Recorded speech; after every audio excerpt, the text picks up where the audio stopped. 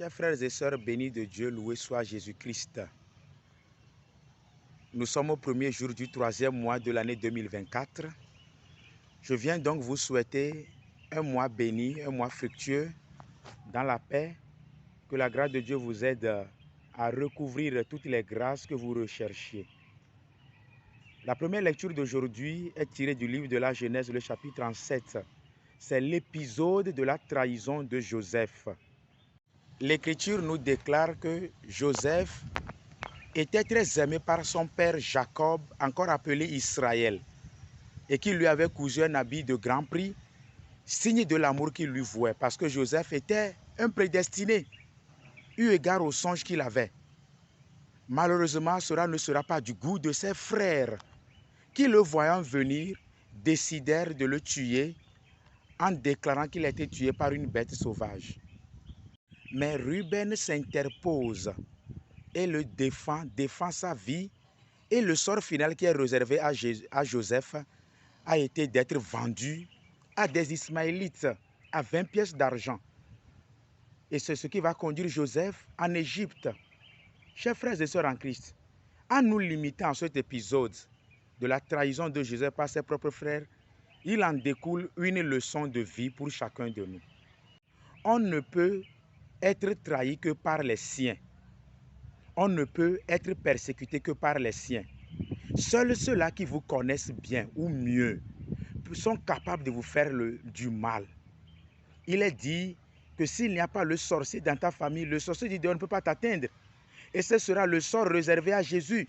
Dans l'évangile d'aujourd'hui tiré de Saint Matthieu, où Jésus donne cette parabole à ces pharisiens qui ne sont pas honnêtes à reconnaître l'œuvre de Dieu qui leur a été confiée.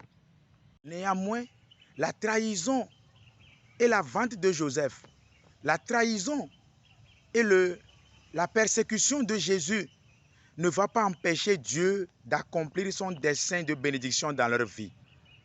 Chers frères et sœurs en Christ, c'est peut-être votre situation à vous aussi qui avez une fois connu la trahison.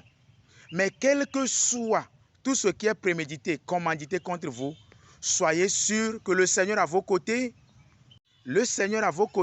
vous donnera toujours d'être gagnant, d'être vainqueur. Ce sera justement la grâce que le Seigneur va faire à Joseph. Pendant qu'il était trahi, ses frères ne savaient pas qu'ils élevaient plutôt Joseph vers l'accomplissement des desseins que Dieu a établis sur sa vie. Certainement que vous aussi, vous êtes trahis, vous êtes recalés ou vous êtes peut-être empêchés d'être élevés, promus, certainement par vos amis, ceux-là que vous avez aimés, aidés, mais qui se sont retournés peut-être contre vous. Je voudrais que vous voyiez l'exemple de Joseph, que vous voyiez l'exemple de Jésus et que vous compreniez que la fidélité à Dieu est toujours le plus grand prix pour toutes les personnes trahies. Les trahisseurs ou ceux qui trahissent les autres en subissent aussi le courroux de tout ce qu'ils font. D'ailleurs, aucun acte ne restera sans récompense, positive comme négative. À l'image de Joseph et de Jésus, Joseph qui a été vendu à 20 pièces d'argent par la suggestion de Judas. Et le même Judas, et Judas qui vendra Jésus aux pharisiens et aux scribes, aux grands prêtres, à 20 pièces d'argent dans l'évangile, nous donne la preuve que la parole de Dieu demeure toujours vraie. Mais les desseins, les miséricordes de Dieu ne changent jamais. Croyez en Dieu, ne désespérez jamais. Comme le dit le psaume 37, que recommande ton sort à l'Éternel. Il te donnera ce que ton cœur désire. Il agira en ta faveur. Que l'Éternel agisse en ta faveur.